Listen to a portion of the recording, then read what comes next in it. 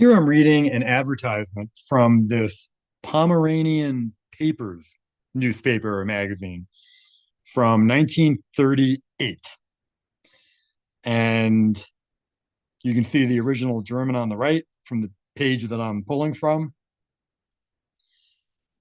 And on the left here, it says book review, Reich Animal Calendar, 1939, published by the German Animal Welfare Advertising Service. And it says animal welfare must become even more of a cultural asset of the German people. Its promotion is the duty of every German.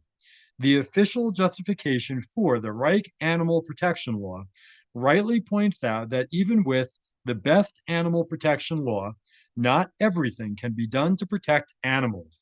According to the will of the National Socialist legislator, understanding of animals and love for these silent creatures should therefore be awakened and taught in schools and made common property for all members of the nation. Only both together, law and education, as the official justification further emphasizes, can lead to the desired success. Adequate protection of animals. The Animal Welfare Calendar, published for 50 years, aimed to help fulfill this important cultural task set by the government.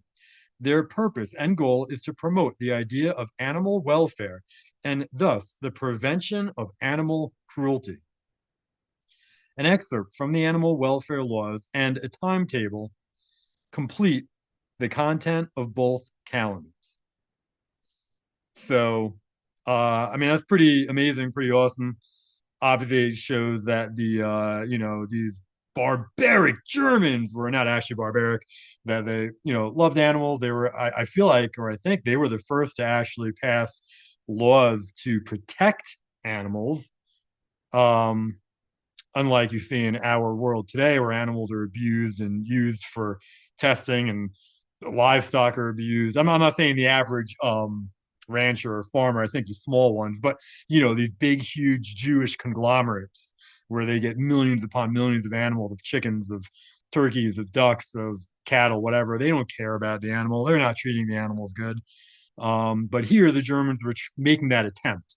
So, and just as Hitler loved animals, and there's plenty of pictures you can see with him with animals. So very interesting. Again, it kind of flies in the face of the image that is presented of the National Socialist Party and of Germans of the time period. So over on the right, it says the World Struggle, monthly journal for world politics, national culture and the Jewish question worldwide, December 1938.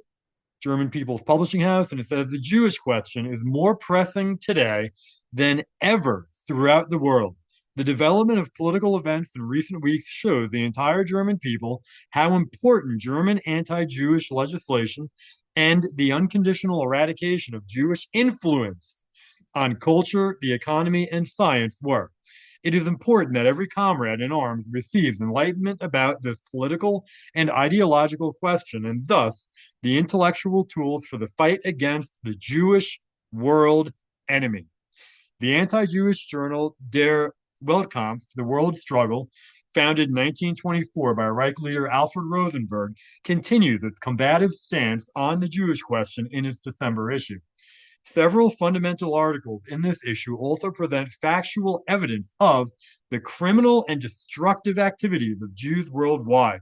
The articles in this issue are George Wagner, Protection of Germans Abroad, Dr. Ferd Werkerl, Jewish World Domination and Jewish Perspective, Hans uh, Washim, I don't know if I'm pronouncing that properly, but Hans Washim Tilth, The Judaization of the Enlightenment by Moses Mendelssohn. And I've talked about that in other videos.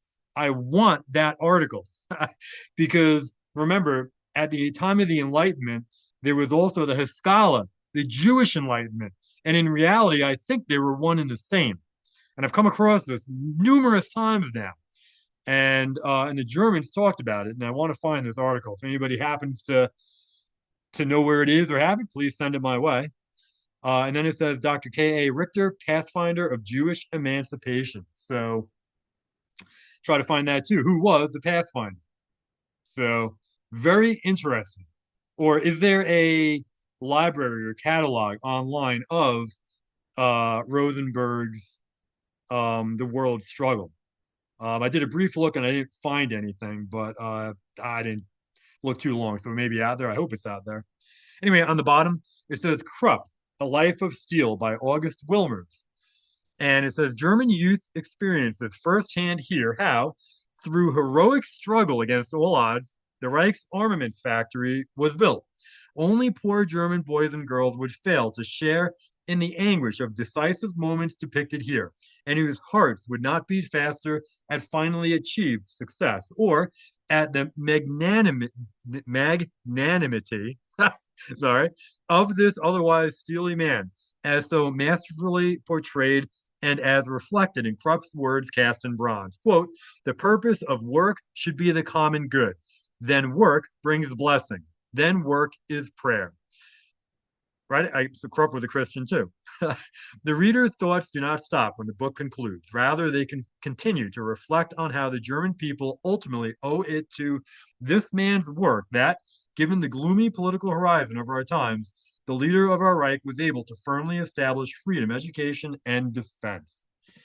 So, very interesting. Those are all, I think, really interesting titles if we can find them. So, yeah, and I think that is all I had there. But